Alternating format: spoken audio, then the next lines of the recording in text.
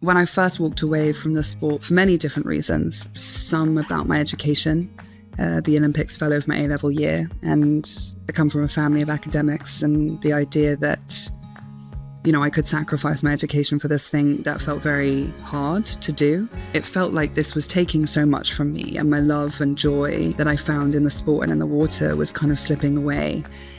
And I thought, if I put myself through this and if I get on that podium, I don't think it will be worth the price that I will pay. I don't think it will be worth. I knew that there was a big life out there for me beyond the pool, and I wanted to live it. On today's episode of Careers Unwrapped, I'm really excited to introduce Rebecca Ajulu-Bushell. Now, Rebecca is a trailblazer in many fields. Not only was she the first Black woman to swim for Great Britain, but she's also made significant strides in the non-profit sector now as the CEO of 10,000 Interns Foundation. I'm sure we'll get onto that. But her work in fostering inclusion has been recognised globally. She's earned spots on Forbes 30 under 30, the Times list of influential leaders. And beyond her impactful work in non-profits, I know she's also deeply involved in the arts as a trustee of Modern Art Oxford. So I don't know how we're going to squeeze this all into about half an hour, but hopefully today Rebecca will share some of her unique journey from the swimming pools of international championships to leading transformative initiatives in the workplace and beyond, providing hopefully some insights and some advice for the next generation. And welcome, Rebecca. Thank you so much. Yeah, hopefully some insights. Now, I'm often asked actually what a CEO or a chief executive actually does day to day. So perhaps to help illustrate your role now, what's on your to-do list at the moment? What tasks or challenges have you got ahead this week, big or small? Yeah, it's a really good question. Most of the time, I say that CEOs just send emails. That's a core tenet of my job. But I think I was speaking to one of my team about this yesterday, and I was saying, when you get to senior management in organizations, your job is to decide how everything gets done, right? And I think as you go down an organization, those who are more junior, your work gets chopped up. It's not your job to decide how all of these mad concurrent things are going to happen, how risks are monitored, etc. But it's my job to exist in chaos and try to mediate that day to day. So this week I'm dealing with the fallout of the US elections and the new administration, single-handedly, I might add. No, I'm kidding. But I am trying to kind of develop comms and change our internal and external language for stakeholders quite quickly as the situation erupts. So that involves meeting with my C-suite and thrashing out lines to take, updating decks, making sure that everything has appropriate approvals, checking in with our lawyers. And there are some things that you just have to own as a senior leader because they're too important, they're too high risk, you've got to do it. And then I spend a lot of time dealing with external stakeholders. I had a meeting with the Cabinet Office this morning, speaking to some of our senior stakeholders at Bloomberg, for example, LinkedIn, they're another huge partner of ours. So that is my job. I now have built a team. That means I get to have fun and interesting conversations a lot more of the time. And it's great. That's a whole mixture of pieces in there. There's being the face of the organization. There's actually making decisions that are both going to affect it in the immediate short term, language being used tomorrow, but also what does this do about strategy going forward? And I think that does start to sum up a bit of the variety of a chief executive role. My kids used to say that they thought that what I did was spin on my chair and do pie charts, which was about the summary of it. If only. Now, just that's the today. And so I'm going to just take us back to the early days. Now, your book, These Heavy Black Bones, by the way, for people listening, it is brilliant. Please do get hold of a copy and read it. But it delves into your journey as an elite athlete, and it explores themes of race, of identity, of intense pressure, of competitive swimming. But where did that first passion for competitive swimming come from? I think competitive is probably the operative word there, which I was from a very, very young age about everything. The first couple of years of my life, I was raised by a single mother, and she I think, laid down that kind of fierceness in my bones. Everything was kind of a game to be won. It's definitely my personality. I'd make a competition out of loading the dishwasher. So doing competitive sport felt like a no-brainer. I also just had so much energy. It had to go somewhere. But I learned to swim in the Indian Ocean off the coast of Kenya when I was about 3 or 4 years old. And it felt easier than walking, and it still does. And so I think there's never really, I mean, you'll speak to all elite athletes or ex-elite athletes in my case, and there's never a moment where you decide to opt in to that level of training, to the commitment, to the dedication, to what it does to your body. It just happens slowly, and then all at once. And I think, it's what it takes to make champions out of children. You can't really give consent when you're 10 years old, but somehow you find yourself in a whole new world, which I did.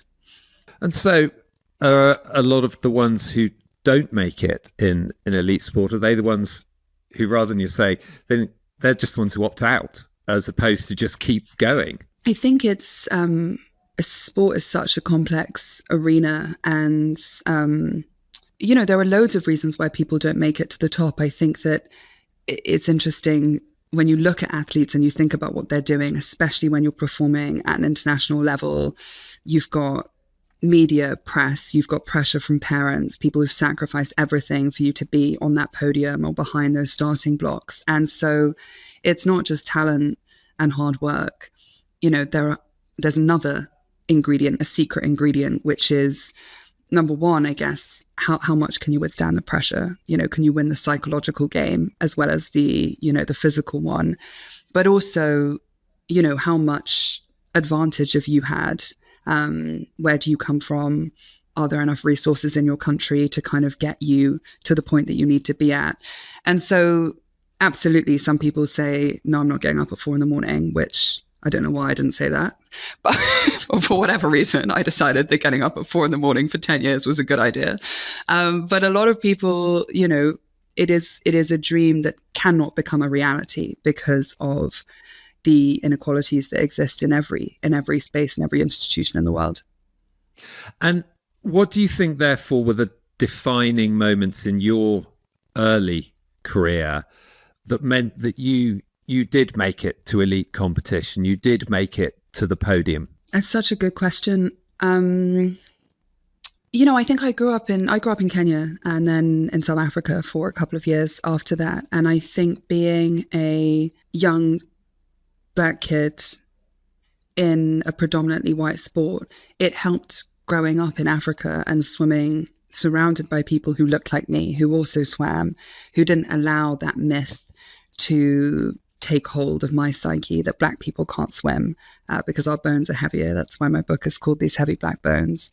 And so, I grew up with the idea that someone who looked like me swimming was completely normal.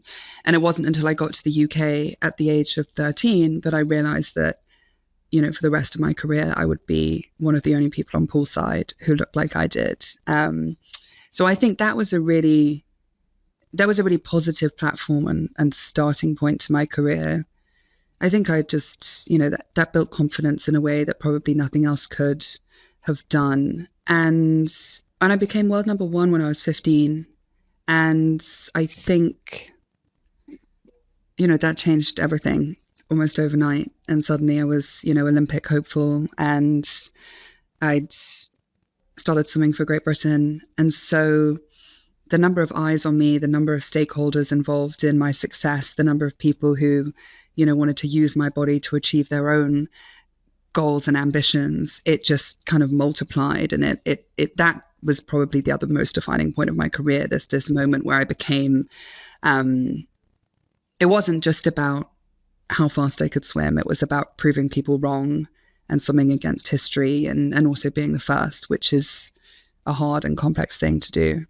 And you've written very powerfully about the pressures of representation and how on a sort of day-to-day basis, how did they actually manifest and how did you face those pressures? I think it's a sliding scale, right? Like I am a light-skinned Black woman. I've been fortunate enough to have an amazing education, and I'm definitely separated from where my mum came from and my dad came from by that education. And it meant that, navigating the world, it wasn't always overt racism, right? It wasn't always kind of aggressive language.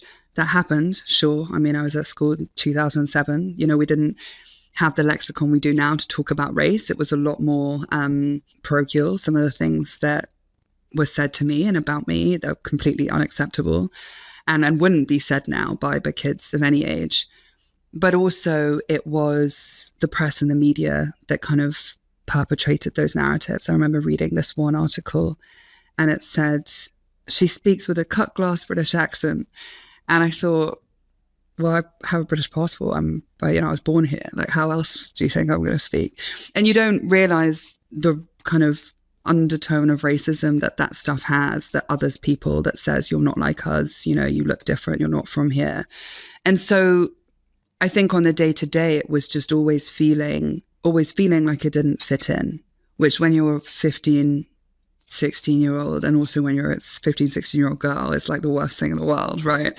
And so, it kind of existed on many different levels. It was, with my classmates and, wanting to have, straight hair, which mine wasn't when I got out of the pool. It was like up here. But it was also on the front page of, major newspapers. And so it was like a very strange kind of situation to be in, especially as a 15-year-old.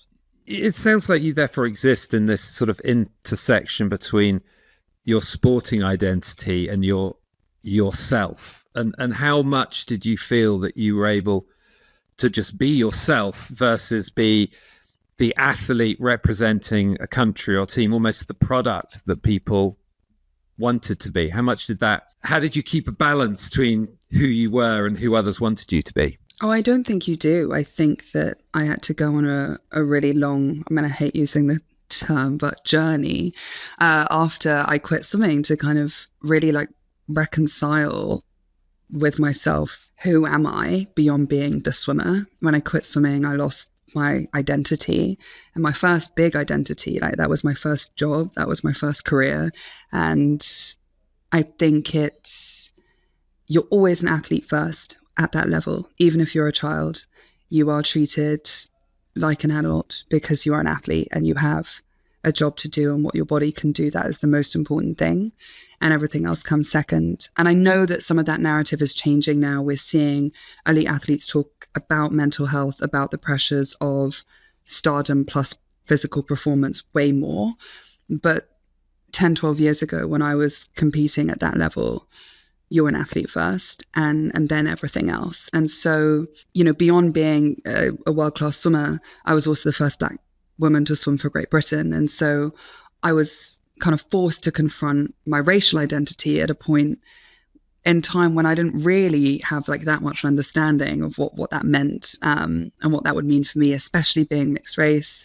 And I'd grown up in a pretty white world, despite having been raised in Africa. So it was hugely confusing and complex. And I don't think anyone knows who they are when they're that age anyway. And I think it's, you're not doing kid stuff, right? Like, it is work. We train 40 hours a week on top of doing our GCSEs. I barely passed maths. I was just swimming all the time. And so it's, it was a job after that. It was a job to kind of put myself back together. And you then retired before London 2012, when there would have been a reasonably strong expectation from those around you that you'd have been competing strongly at the London Olympics. And the book shows, I think, what a deeply personal decision that was, shaped by multiple factors. But now, with the benefit of hindsight, with time having passed, how do you reflect on that decision now? I'd be lying if I said that, of course, you always think about the gold medal, right? Like, the gold medal at the Olympics, that's the thing. And when I first walked away from the sport, for many different reasons, some about my education, the Olympics fell over my A-level year, and I come from a family of academics, and the idea that, I could sacrifice my education for this thing, that felt very hard to do. But also because it felt like this was taking so much from me, and my love and joy that I found in the sport and in the water was kind of slipping away. And I thought, if I put myself through this and if I get on that podium, I don't think it will be worth the price that I will pay. I don't think it will be worth. I knew that there was a big life out there for me beyond the pool, and I wanted to live it. And so I quit, and I quit before 2012, and I walked away from it. And it was so hard because I was terrified for so long after that the best thing I was ever going to do and the best thing I was ever going to feel in my life had already happened to me. And I was 17 years old, so I don't have any regrets about it. Of course, I think about the Olympic gold medal from time to time, but every 4 years, well, actually, funnily enough, they are considering bringing the 50 meters of all disciplines. So I was a 50 as breaststroke sprinter to the LA Olympics. And it's complicated because for each Olympics, you've got like a specific amount of time. So if you bring in new events, you have to drop other events, etc. But they changed the schedule from time to time, hence the breakdancing, the last Olympics. And don't think they'll be having that at LA. But, I thought, my mum said, she's like, yeah, they're going to do the 50 breaststroke at the LA Olympics. And I was like, ugh.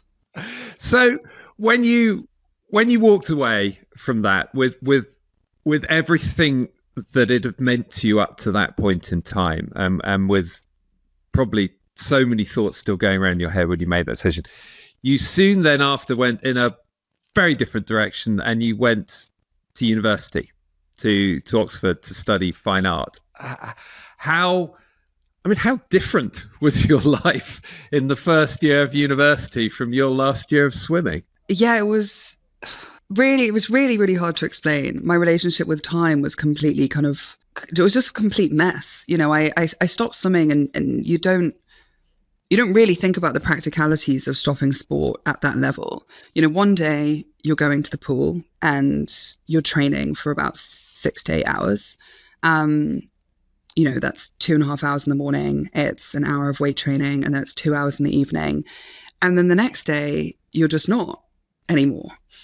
And so your day doubles in length, which is completely insane. I'd get home from school and I'd be like, what do people do with all this time? How could you ever not do your homework? I don't understand. You just get bored enough to do it. It's just the days went on forever and ever. And then I went to university, and I think it felt a little bit like, this shot at redemption. I wanted to feel successful in another arena, hence Oxford. And, I worked really bloody hard my last year of school to do that, especially because, swimming had taken away quite a lot of time from my education over the years. But it was a whole new world. And the particular subject you chose to study there, fine art, where had the motivation or the foundations? What were the sources for that, from the swimming pool to the easel? I was always creative, and I was like a very strange child, and I would kind of sit and make and play and paint, and I had a little art room, I think, when I was younger, and I'd just always be in there kind of painting. And I studied art all the way through school, and I loved it, and it was such an escape from the kind of clinical, methodical, very length after length feel of swimming. This was this place where I could be completely free, and time didn't have the same meaning. And so actually, it was one of my big rebellions. I was going to study politics and economics, and then very, very last minute, I turned around and I said to my parents, you know what, I'm going to study art. And to their credit, they said, okay, good luck. And it has served me not at all as a degree. No, I'm kidding. It was such a great thing to do for myself, I think, after being so regimented for so long. And the art course at Oxford is very mixed. So there's theory, there's a lot of philosophy. You studied medical anatomy in your first year to kind of learn how to draw, original principles, Leonardo da Vinci. And then you also get time in the studio. And so I started as a painter, and then I moved into photography, and then eventually made films. And I've got to ask, actually, the degree you didn't do, politics, economics, is often from Oxford a springboard into politics. Is that on your radar in the future? I think that was my sliding doors moment. I think, oh gosh, I get asked this a lot in private conversations, and I can't say that I haven't thought about it. And the answer, true and honest answer, is I don't know. But I am glad that I didn't study PP at university. I'll just say that. There's plenty of time, and looking around at the moment, some people might say a real need in the future for some fresh thought in that area. Now, so you had this elite athletics career, then you went through the mental process of retiring, and most people don't actually go through that process. They do it once in their life, maybe in their 50s or 60s or something like that, and you went through it, your first retirement as a teenager. Then you went off to the spires of Oxford, and now you're CEO at the 10,000 Interns Foundation. I think just give us a brief summary of what that foundation is and its heritage. Yes, absolutely. So the 10,000 Interns Foundation is a registered charity in the UK, and we've been around since 2020, since the re-eruption of the BLM movement after the death of George Floyd. And our mission it was founded on a very simple yet incredibly ambitious mission, which was to challenge the underrepresentation of Black talent in the workplace, because we are not there. We do not have a seat at the table. And we know that talent is everywhere, and opportunity is the thing that's missing from the equation. So the co-founders of this organization, who are all a little bit mad, they won't mind me saying that, they said, we're going to create 10,000 paid internship opportunities in the next 5 years. And this is year number 5, and we are going to do just that. So we've created 10,000 paid internship opportunities with over 1,000 organizations. And we are now working with our unique data set, supporting our alumni through to leadership, but also influencing and educating UK industry on how we can kind of more meaningfully widen the funnel and widen the kind of open the door, basically. We know that diversity is not just about race, and no one experiences minoritized status in isolation. Like, I'm a Black woman, a woman, young person in leadership. I'm also, my mum's from Runcorn. I was born in Warrington. So, like, I'm not from London. And, we all have this mosaic of experience and heritage. And, I think what we believe is that opportunity should be distributed as equally as talent is. And paint a picture perhaps of some of the range of internships that people done, range of sectors, of length or period of internship. What's going on out there on the ground? Yeah, so we create, very simply, we say a minimum of 6 weeks and a minimum of a local living wage. They have to be paid. They have to be meaningful internships. No one is getting coffee. We started in the city, so working with investment management and financial services firms. And we are now over, I think, 35 plus sectors all over the UK. Everyone from the NHS, Goldman Sachs, BBC, Nike, Lululemon is on our program. We also have recently started to create internships in the art space. It's very close to my heart. And we started with the Royal Academy, the Science Museum back in 2022. And we now have interns at arts institutions all over the country, not just London. So we have incredible insight to the ways that industries are engaging with issues of diversity, of social justice. But it's not just about diversity, it's about inclusion and culture. How much difference can your business tolerate is going to have a direct impact on your productivity, your competitiveness, and also how you manage risk. If you have enough people with different perspectives in a room, you're going to ask all the right questions to ensure that you avoid things that are going to provide hurdles to futurity, profit, et cetera, et cetera.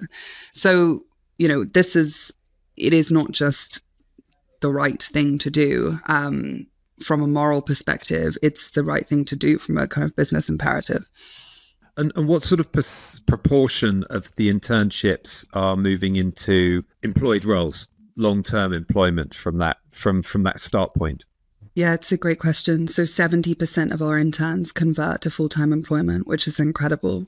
And 30% of them are retained by their host organization, which isn't part of the promise at all. I will say that, the Equalities Act of 2010 delineates these protected characteristics, Blackness and Black heritage being one of them.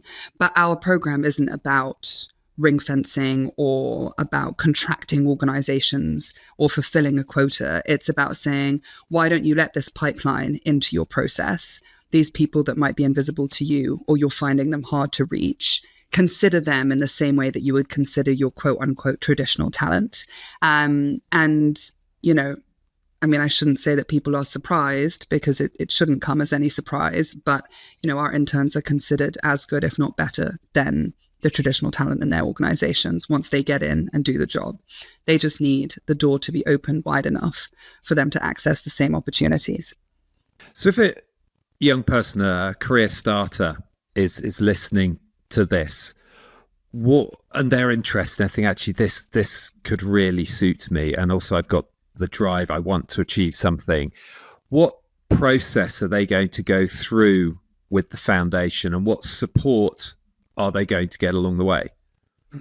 Really important that everyone knows how to actually get involved. So if you are 18 plus and you go to a UK university, or you have a confirmed place at a UK university, or you have graduated from a UK university in the last 3 years, you are eligible for the 10,000 Black Interns program, provided you identify as Black or Black heritage. And you don't have to be a UK national, because we do have partnerships with various visa support institutions, and a lot of our organizations offer visas. So you are able to work in the UK as well.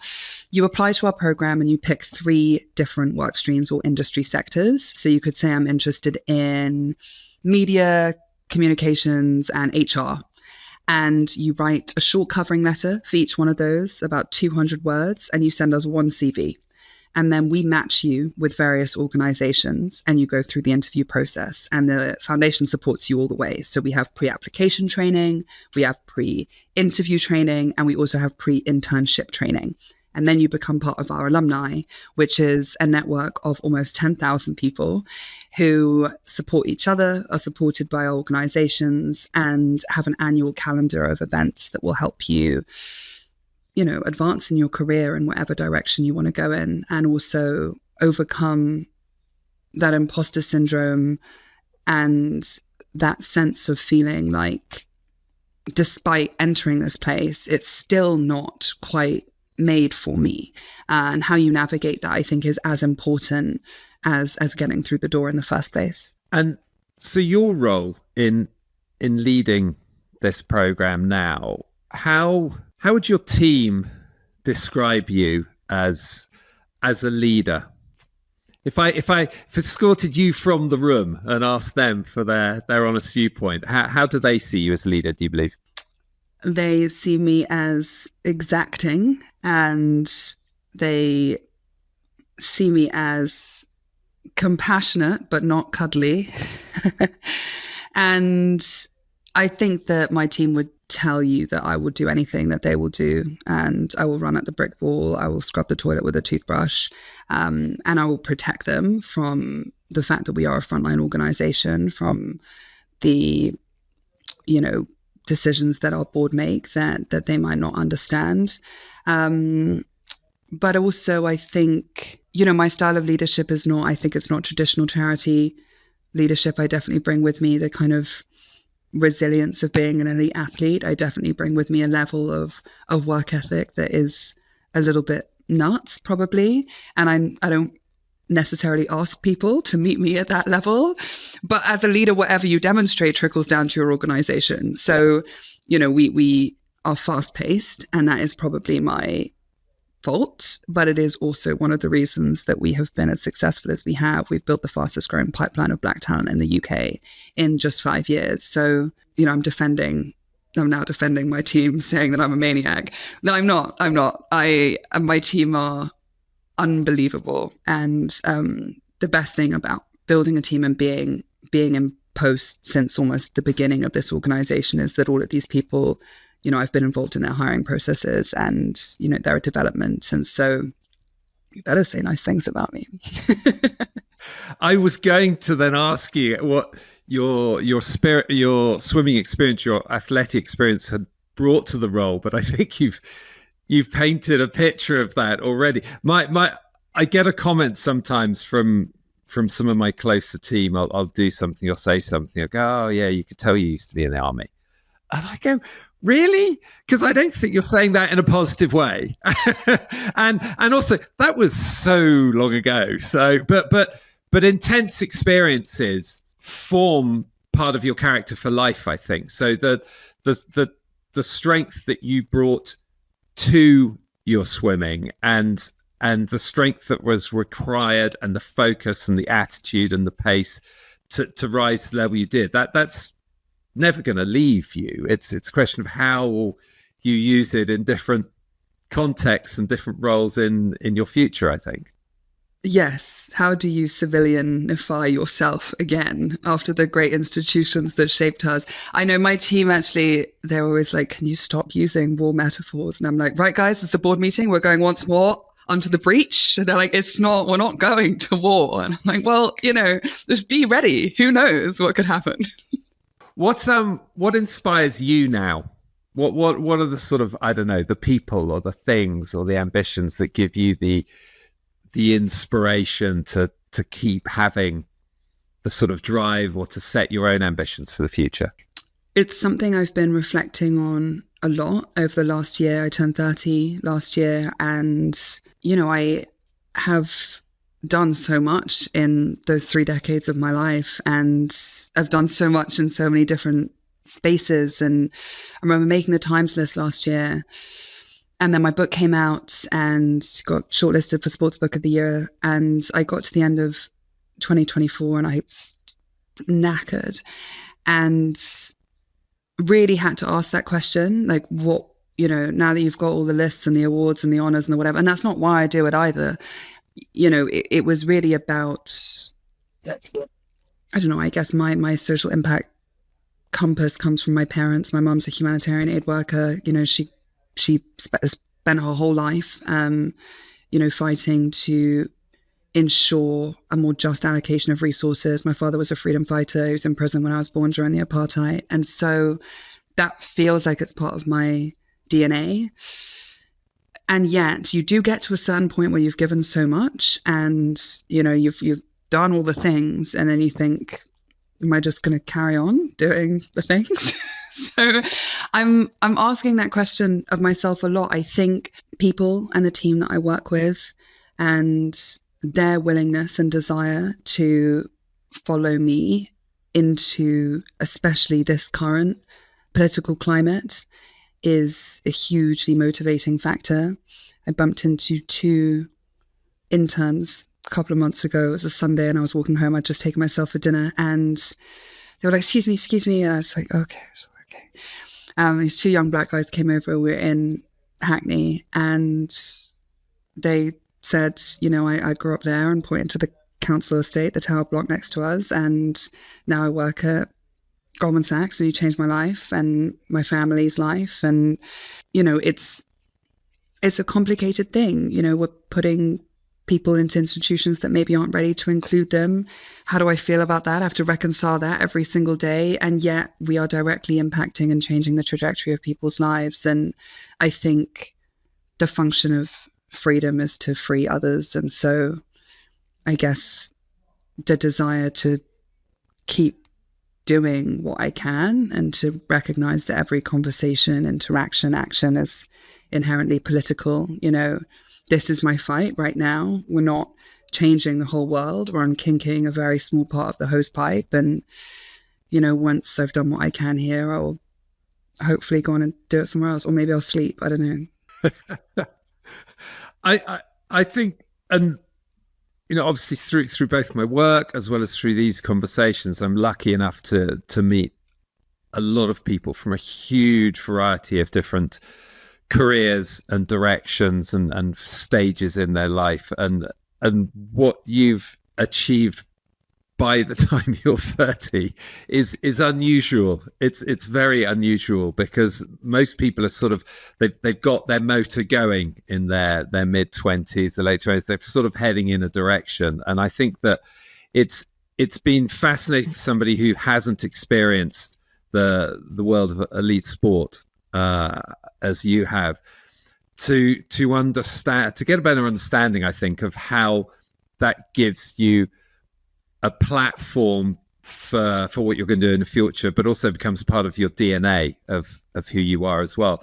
And I think a lot of the retired sports people I've spoken to, it's been the end of their main part of their life, because they've retired, in their late 30s or something like that, and that has been the core of it. And so, if anything, the timing at which you got out has given so much to where you're going to go now, and who you are now, and the work that you do now. And I feel a lot of empathy with your senior team colleagues, in terms of, or at least I think sometimes my team would say the same thing as well in that particular area. And I certainly didn't have the background that you did. But Rebecca, thank you so much for joining me today. It's been really interesting to get a little bit inside the psyche of starting professional sports so very young, elite swimming at that age, to understand more about the decisions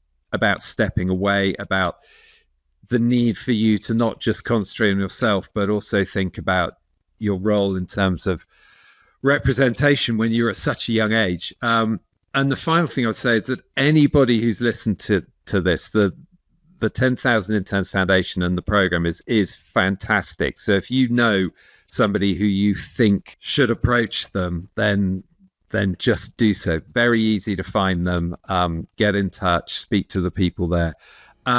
Rebecca, thank you so much. It's been an absolute joy having you on Careers Unwrapped. Such a pleasure. Thank you so much, Mark. This podcast is sponsored by We Are Futures. To find out more about We Are Futures and how we can introduce your brand, business or organisation to the mass markets of tomorrow, visit www.wearefutures.com. Make sure to search for Careers Unwrapped in Apple Podcasts, Spotify, Google Podcasts, or anywhere else podcasts are found. Remember to click subscribe so you don't miss out on any future episodes. On behalf of the team here at We Are Futures, thanks for listening.